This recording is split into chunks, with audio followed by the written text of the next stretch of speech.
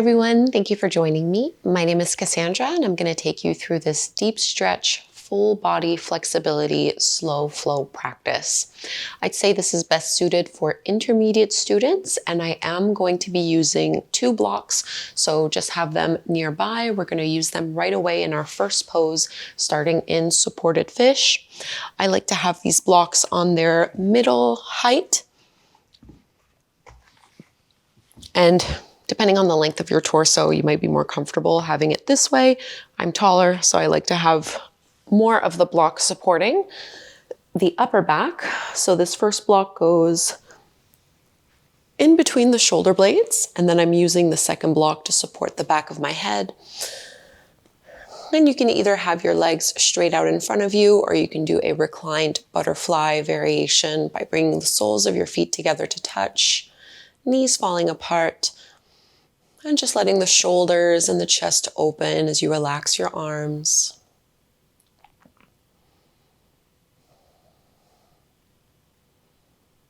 So with this first pose, just checking in, using this as an opportunity for some external hip rotation, checking in with the hips, and also a little bit of a back bend option.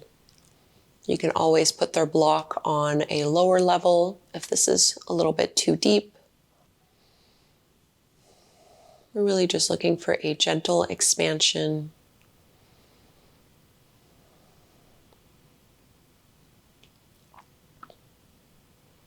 And breathing in and out through your nose, feel that breath flow go all the way down to your lower belly and lower back.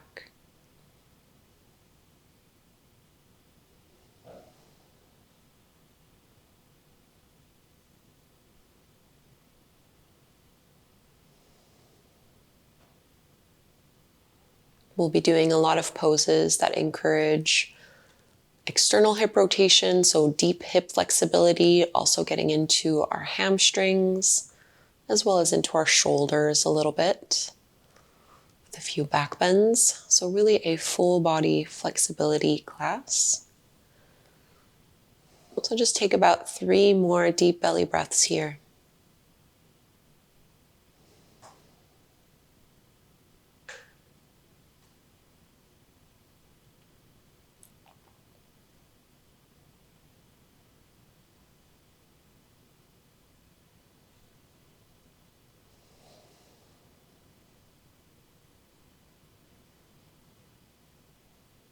We'll be transitioning from supported fish into supported bridge pose. So we're only going to need 1 block. You can tuck your chin to your chest, lift the head, and just move that block out of the way, using your elbows and arms just to lift yourself up, or you can roll to one side and let yourself come down. So I'm going to keep this block on its lowest level and place it underneath the seat. Just so your hips are a little bit elevated, shrug your shoulders down and away from the ears. We're going to pull the right knee in towards the belly and stretch your left leg out. Really push into your left heel. Find a lot of length and space through the front of your left thigh, and at the same time pulling that right heel in. If your hip flexors are really tight, it's normal if you have that left heel kind of hovering off of the mat. Over time, it will lower down.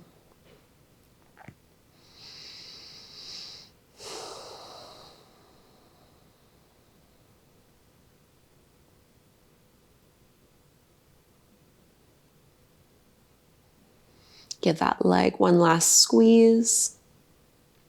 And you can bend into that left knee, hold on to the back of your right thigh, and straighten that right leg out. So getting into the hamstrings, you might find there's a bit more range of motion when we have our block underneath us. And I'm just going to flex and point through my right foot. You can definitely have a bit of a bend in your right knee. I know for me today, hamstrings are feeling really tight. So be really mindful about where your body is at. And really when you flex, reach through your heel and then point, reach through your toes, alternating a few more times here. And we'll release. Straighten your right leg out to the mat. You might need to readjust your block if it shifted a little. And we'll pull knee to chest. Left thigh hugs in.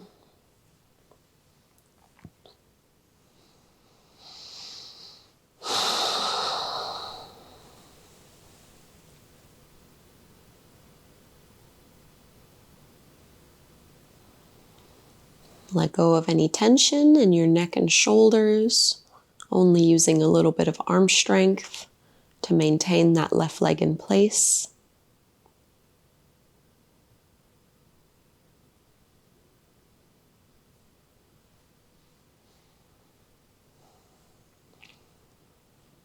One more big belly breath in here.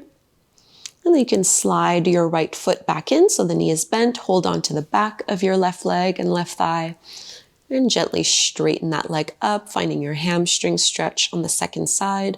And once again, we're just going to point and flex.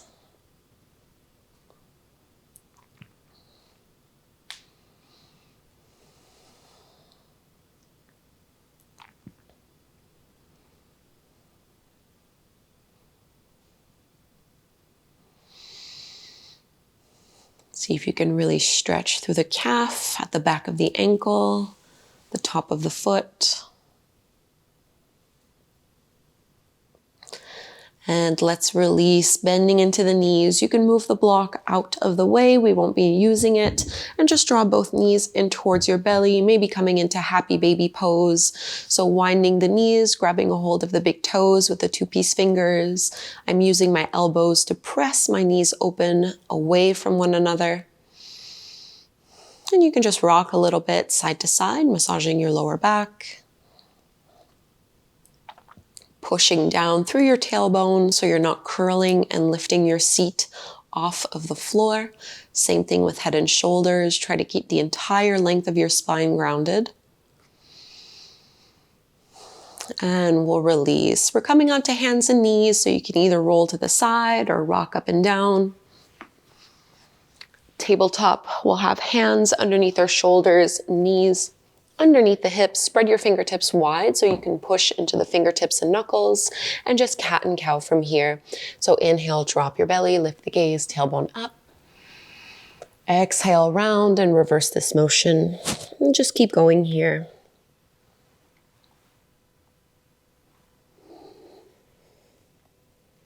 Feel this through your upper back, mid back, and lower back.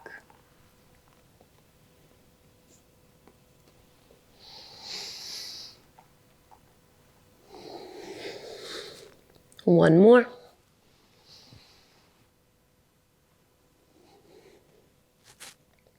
Coming back to neutral, let's find our puppy pose or melting heart pose. So I'm going to keep my hips where they are, stacked over the knees, and I'm walking my hands out in front of me. Forehead drops down.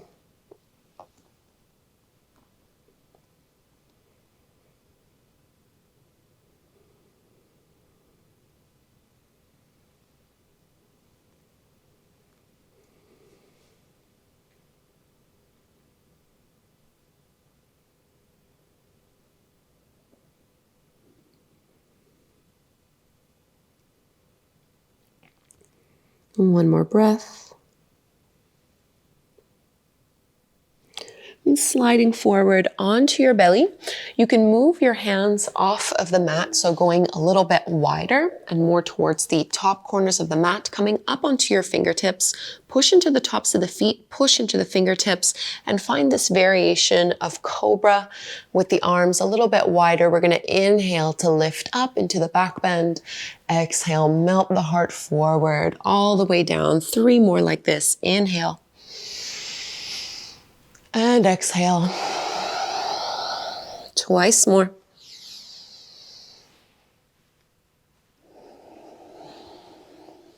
Last one. And release. Wide like a child's pose, big toes together, knees apart. Press your hips back and fold on down. Take 5 deep belly breaths here.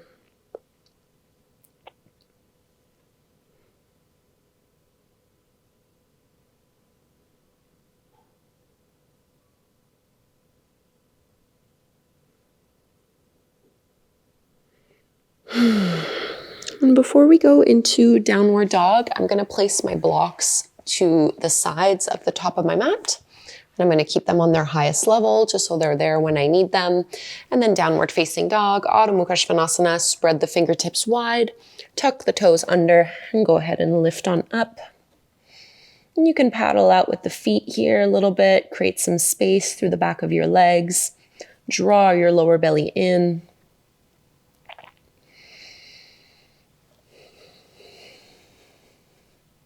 You can absolutely have a deep, generous bend through the knees.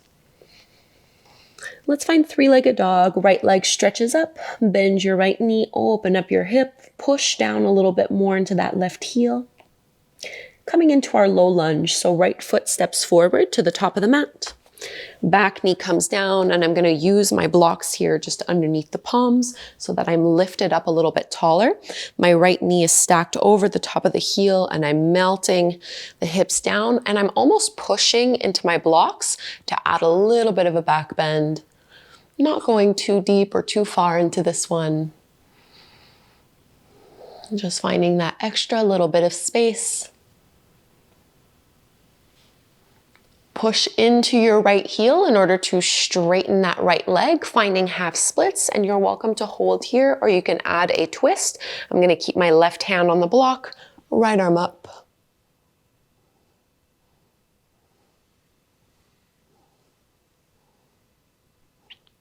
Right hand comes back down. See if you can fold forward a little bit more.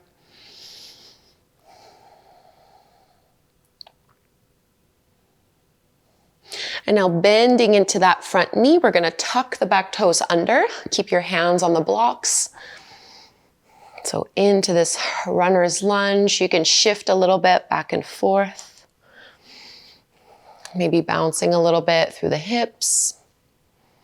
Think of rolling your shoulders down and away from your ears. So a tiny little back bend again here. And into our variation of pyramid pose. Once more, you're going to straighten that front leg. See if you can flex that front foot as you fold on down.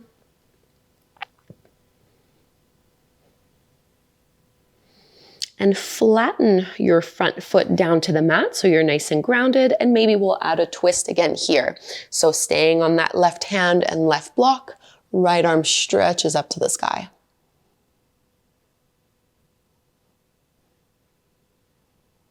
Right hand comes down, fold a little bit deeper. Setting ourselves up for warrior two, bend into your front knee. I'm going to move the blocks off of the mat just so they're not in the way. Virabhadrasana 2, I'm bending into that front knee, squeezing it open, arms reaching out. Pushing into that back heel and back foot. See if you can sink a tiny bit lower, and we'll transition from here into our pigeon pose. So I'm going to bring both hands down to frame that front foot. I'm going to place my right knee behind my right wrist, straightening that back leg out, and you can find the angle that works the best for you with your knee.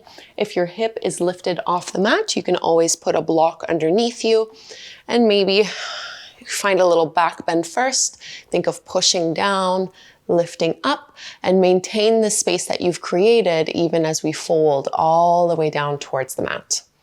So you can always use your blocks here for extra support to close the gap between your body and the floor.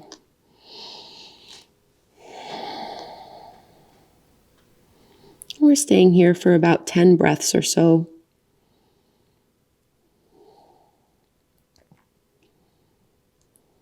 Try to let gravity push you down very gently into the pose.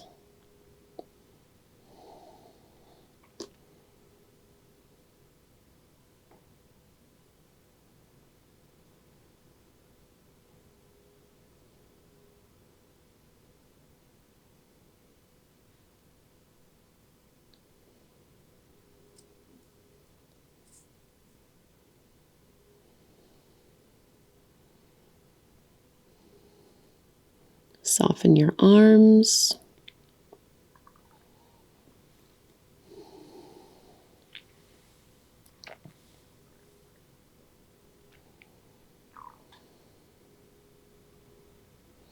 And a bit of a challenge with this next pose, we're going to come from pigeon into fire log. So you can start to lift and push into your arms to lift up your chest. And you're just going to rock and roll onto that right hip so that you can bring your left leg out in front of you. And I'll give you some options here. So fire log is when we stack both shins one on top of the other. So this time my left knee would be over my right foot. My left foot is over my right knee. This is very deep external hip rotation. If this does not feel good and doesn't work, you can just do one shin staggered slightly in front of the other. You can also sit up on a block or even on both blocks to elevate yourself a little more. If you're in this full fire log pose, I'm going to add a little bit of a twist where I'm going to rotate my chest over towards this left foot, maybe bringing your left elbow to the sole of the foot, one hand on top of the other, using that to traction and push and pull away. So this is a big pose. If it does not feel good or appropriate, you can definitely leave it out.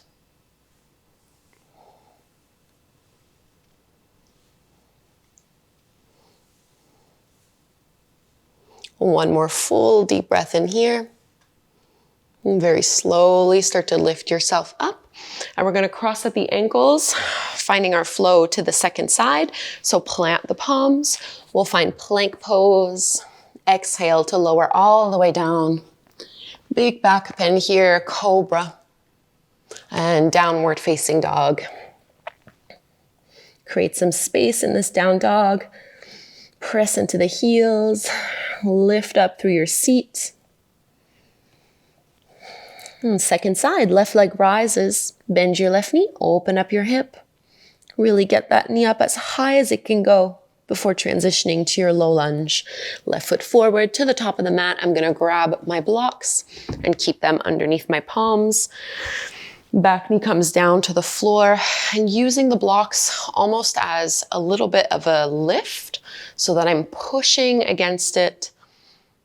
I'm trying to roll the shoulders back.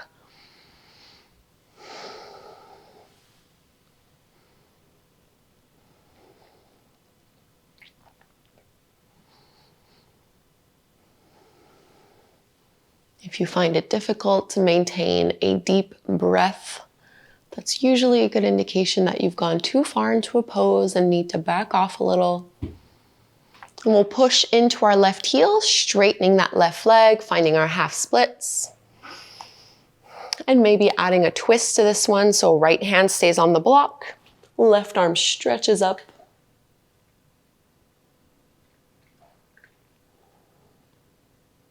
Really rotate and open through your chest. Left hand comes down. See if you can fold a little bit further forward. I'm not going very far in this one.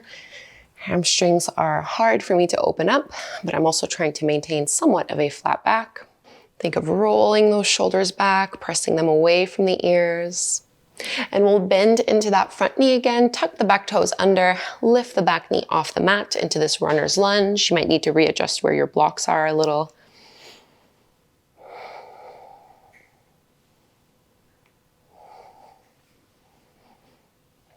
And you can find a little bit of a back bend. It's a bit harder to back bend from this variation. And variation of our pyramid pose, you're going to straighten that front leg, flex through that front foot as you fold. Very normal if your back heel is not quite touching the mat.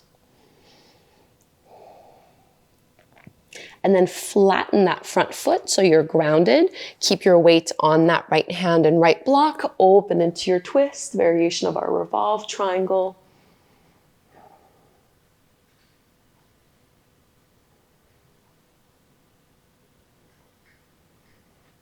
Exhale, left hand down, fold a tiny bit deeper.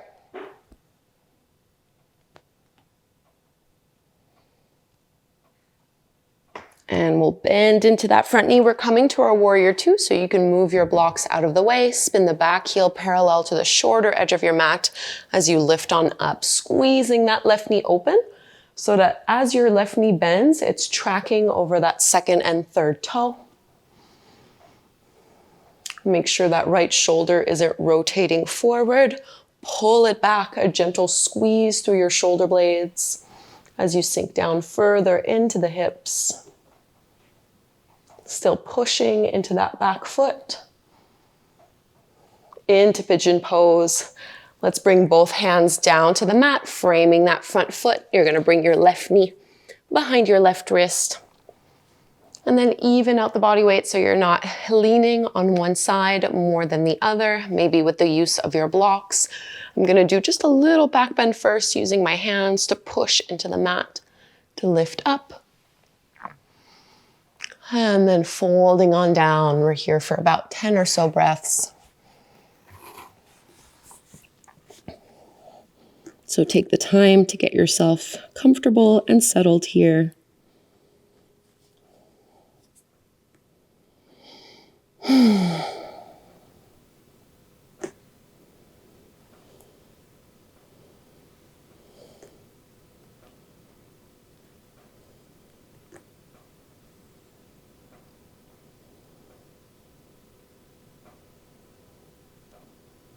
Notice where your mind tends to go when we're doing these longer held poses. Rather than daydreaming or distracting yourself, see if you can stay present and really being mindful through each pose, not just the transitions in and out, but really the entire thing.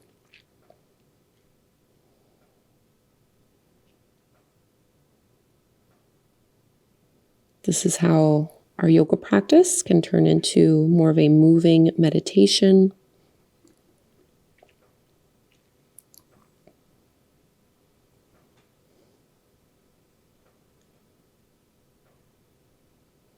And we'll be coming from here into fire log, adding a twist so you can slowly lift your chest back up and just bring some of that weight, rolling it onto your left hip so you can swing that right leg out in front of you. And some options here. So if you want to modify, you're really just going to bring one shin in front of the other. Otherwise, flexing the feet, you're going to stack right shin on top of the left. And I like to flex the foot just because it makes it easier when I do add that twist. So if you want to twist, you're going to face over towards that right foot, place that right elbow down. I'm making a fist so that I can just push my hand against it. And I'm using this to lift myself off of the thighs, off of the legs.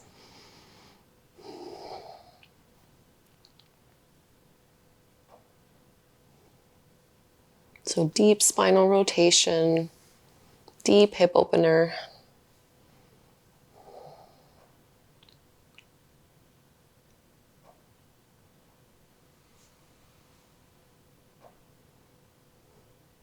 And lifting up and out, crossing at the ankles. Let's find downward facing dog.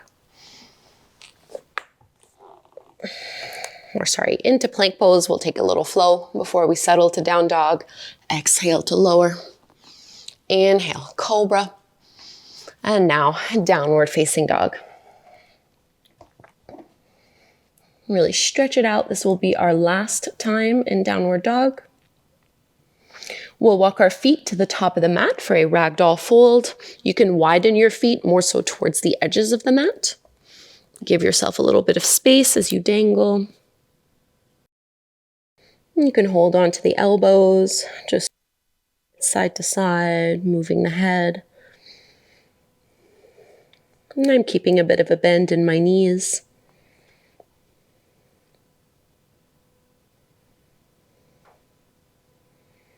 Releasing hands down to the mat, bend your knees generously and push into the heels to come all the way up to stand. We'll come into a wide-legged forward fold. If you want to use your blocks, you can. I'm not going to use them for this. So I'm just going to step my feet wide, both feet parallel to the shorter edges of the mat. You roughly want to have your feet underneath your hands if you were to open up the arms. Hands on your hips, inhale, chin and chest lift. Maintain this flat back as you hinge and tilt from the hips. Coming down, often when we do this motion, we send all of our weight back into our heels. Try to keep some of it forward, even as you lower down. And I'm gonna do the toe variation. So I'm just wrapping my 2-piece fingers around my big toes, bending the elbows away from one another, reaching the crown of the head down, still keeping a lift through the shoulders. So I'm not letting them collapse towards my ears. So there's an engagement through my upper back in this pose.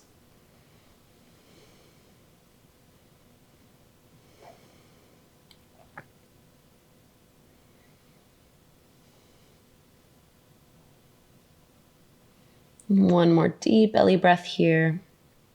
If you were holding onto your big toes, you can carefully let that go. We'll come into our butterfly fold.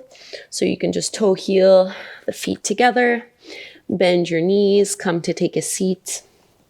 And we'll bring the soles of the feet together to touch, letting the knees fall apart. I'm going to make this a passive forward fold. So rather than worrying about a flat back, I'm going to let myself round and fold on down. You can definitely put a block under your chest or under your forehead here if you'd like.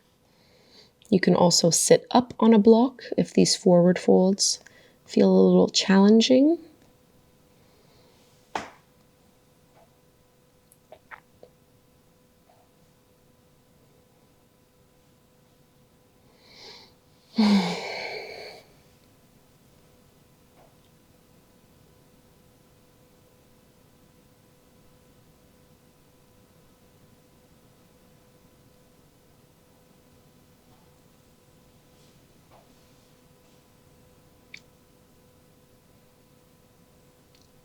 And walking the hands in, start to curl on up. You can use your hands to help bring the knees in. We're going to lower all the way down onto our backs, starting to slow things down and close our practice. Keeping the knees bent, feet flat on the floor. Let's find our reclined pigeon pose. Right ankle crosses over the top of your left knee. You can reach through with your arms, pulling that left thigh in towards your chest.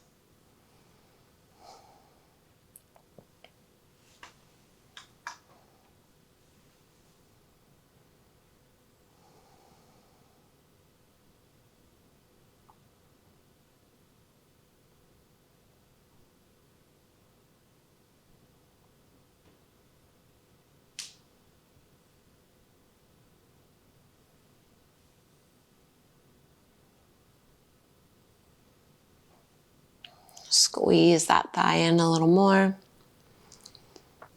And then go ahead and drop your left foot down on the mat to keep this figure 4 shape. All you're going to do is let that left thigh come all the way down to the mat until your right foot is either down on the ground.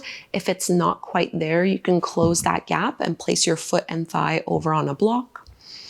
So the way I like to work this pose, you can either hold on to your right ankle with your left hand, or I like to use my left arm and push that knee and thigh away from me. So I'm looking for a nice stretch through that outer hip. And there's a little bit of a twist. Right arm extends out to the side so that you can keep your right shoulder blade anchored on the mat. So working more so into the IT band.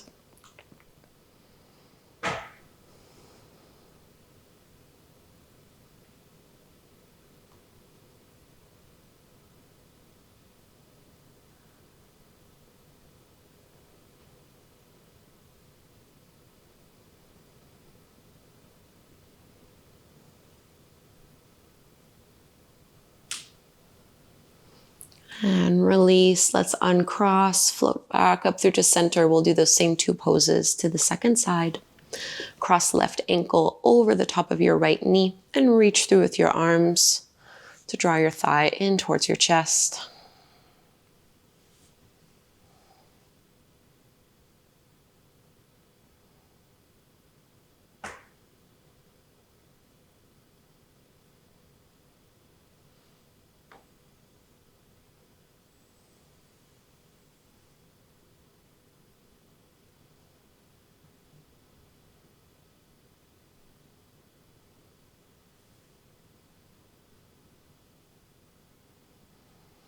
Squeezing it in and release, maintaining that figure 4 shape. This time you're dropping your right thigh to the right until your left foot comes down to the ground, either holding onto the ankle or using your right hand to push into your thigh. I'm trying to just keep my knee facing straight up towards the sky, pointing up, and I'm going to reach my left arm out to the side, just so that I'm not rolling over.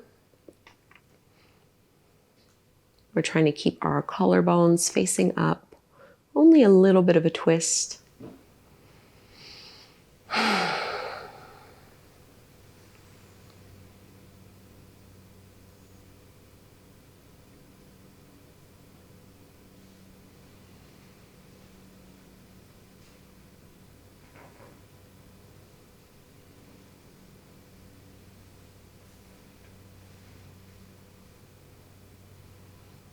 Releasing from here, come all the way back through to center, and we'll find Savasana, our final resting pose. So stretching out the arms and the legs, shrug your shoulders away from your ears. Get really comfortable as you let yourself settle. This is your opportunity to integrate and process the work that you've done, to feel the effects of your practice on your mind and body. And this really is our greatest exercise, you could say, in mindfulness and presence. So try not to let yourself get overly distracted.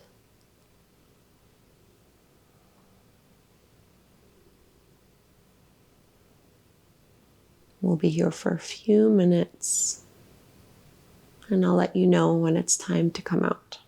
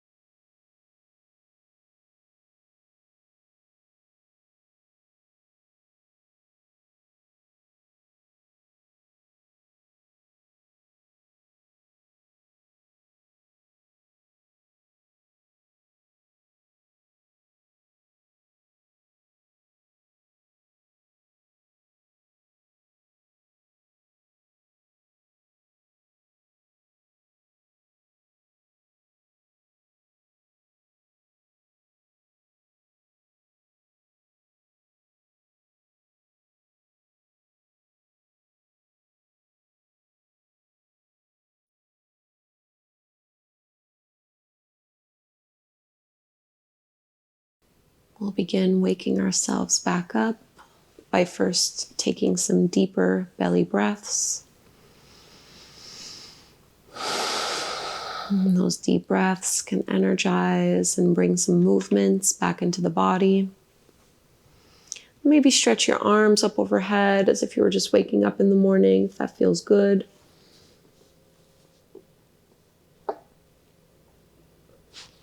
And we'll roll to one side, slowly coming up to take a seat.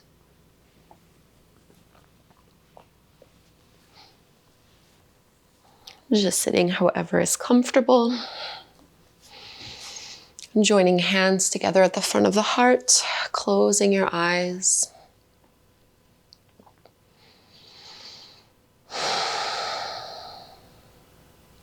And we'll breathe in to chant Om one time. Inhale.